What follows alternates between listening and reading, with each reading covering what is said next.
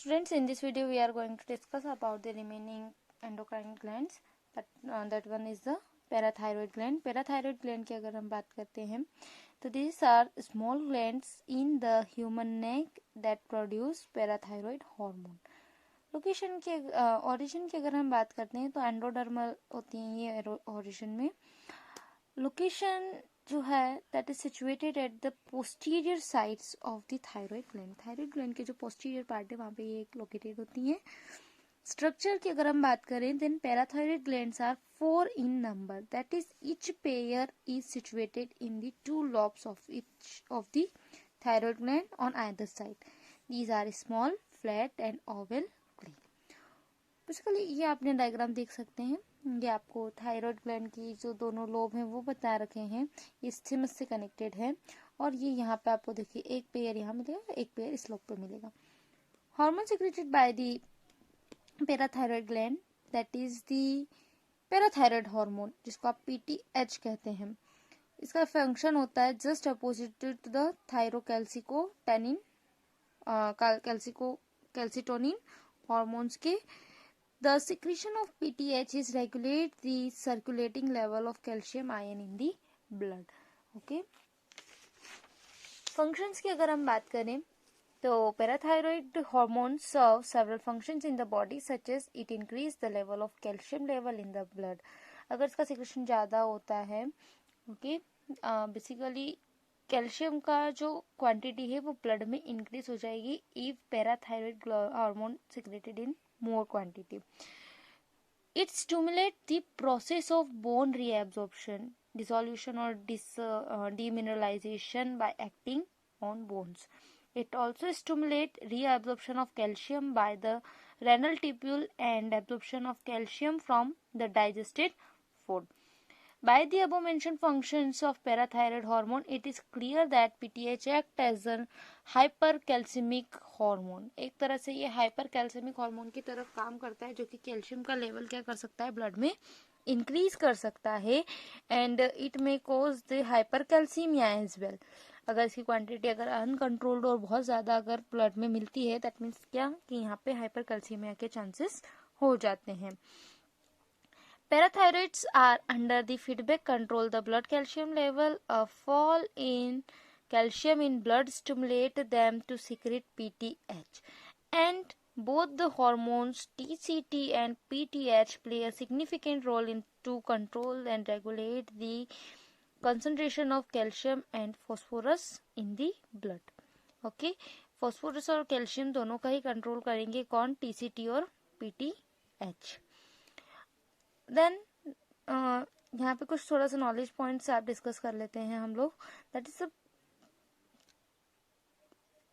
पैराथ hormone है ना. Parathormone is also known as the Collip hormone after its discovery.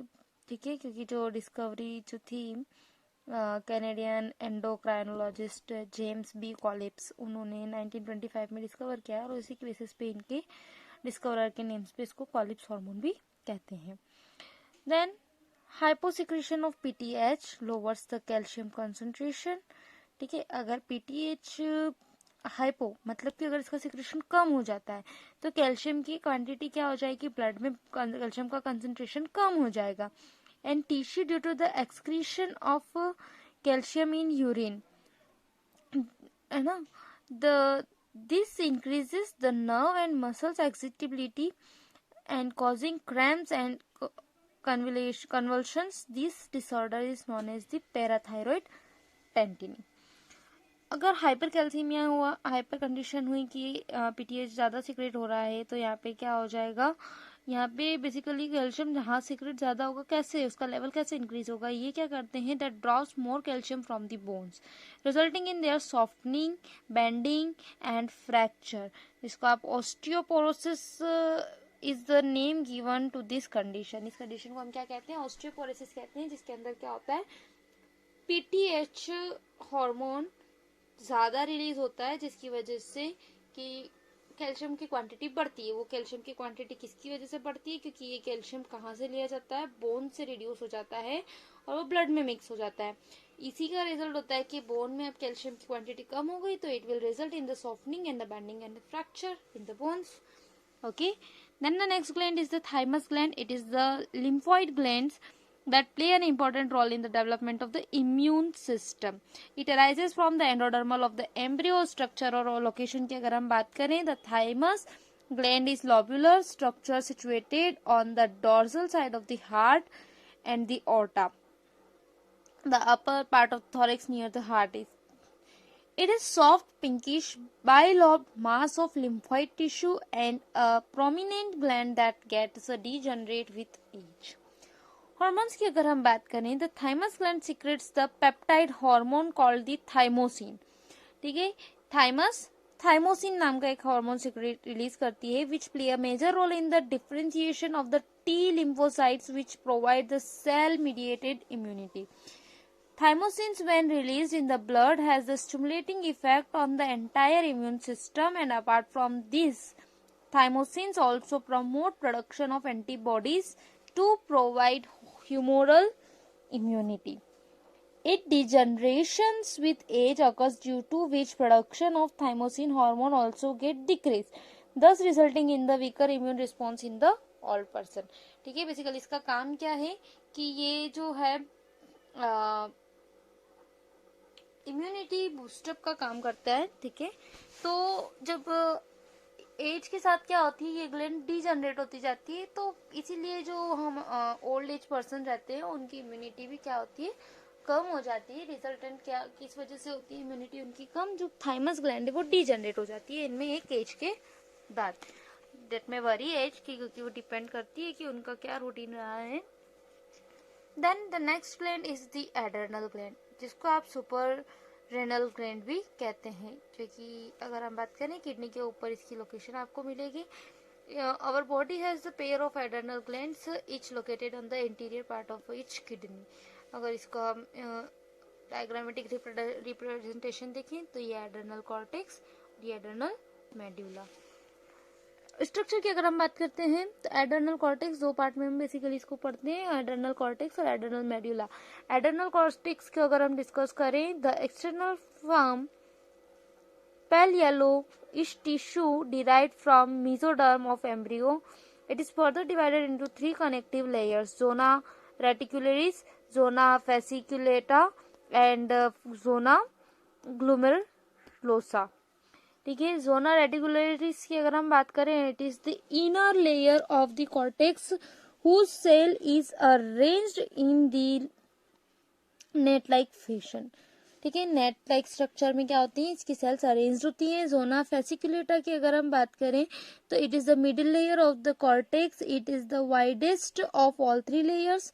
Zona glomerulosa की अगर हम बात करें तो ये जो आउटर मोस्ट लेयर होती है, ठीक है, और इसकी बेसिकली 5 लेयर्स से ये मिलकर कॉम्पैक्टली अरेंज्ड सेल्स होते हैं जिसमें, और ये 5 लेयर्स की बनी हुई होती है.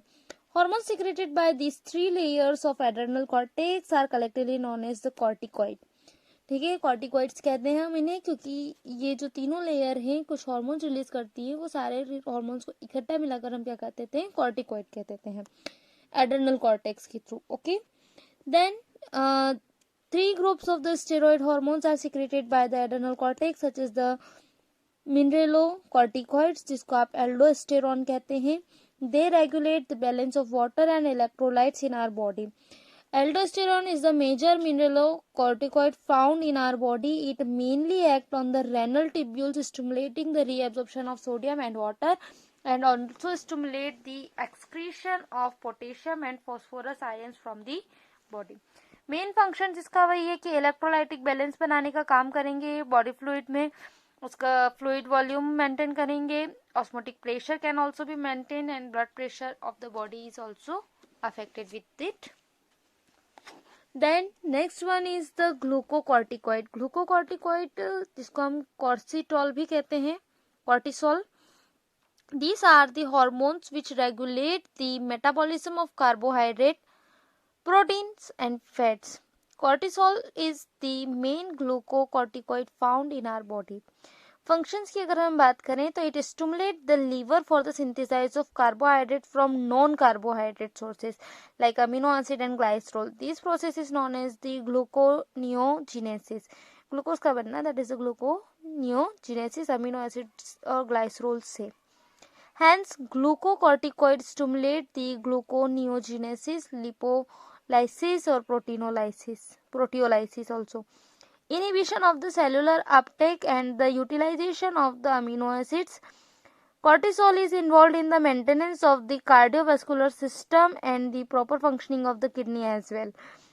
Cortisol produces anti-inflammatory reactions and also functions in the suppression of the immune response, and it stimulates the production of RBC.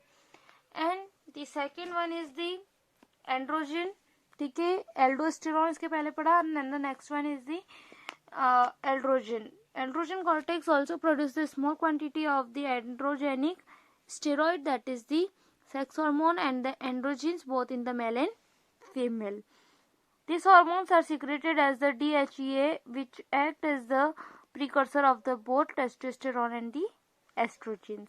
It plays a major role in the growth of axial pubic in the facial hair during puberty, development of the acne in also due to the this hormone in the young girls, and it also play an important role in the development of the fetus. कुछ diseases हैं यहाँ हम discuss कर लेते हैं which is related to this hormones. Addison's disease, it is caused by the deficiency of mineralocorticoid. Mineralocorticoid की वजह से एडिशंस डिसीज होता है. Then Cushing's disease. Cushing's is the disease syndrome. It is due to the excess of cortisol, while the excess of aldosterone leads to the aldosteronism. Then the adrenal virilism is caused by the excess of the androgen in female. In this, there is development of male secondary sexual characters such as the beard, mustaches in female. Then the second part of the adrenal gland, that is the adrenal medulla. Adrenal medulla की अगर हम बात करते हैं तो here it secrete basically two hormone, और इसकी structure की अगर हम बात करें तो it lies in the center of the adrenal gland, and it is an internal soft dark reddish brown tissue derived from the ectoderm. जो एड्रेनल कॉर्टेक्स था that was derived from the mesoderm of the embryo, और ये किससे derived है? Ectoderm से. It the adrenal medulla secret to hormones, adrenaline और नॉरएड्रेनलिन. ठीक है, जिसको आप एपिनेफ्राइन भी कहते हैं. Activation of the adrenaline and noradrenaline, both hormones belongs to the category of compounds known as the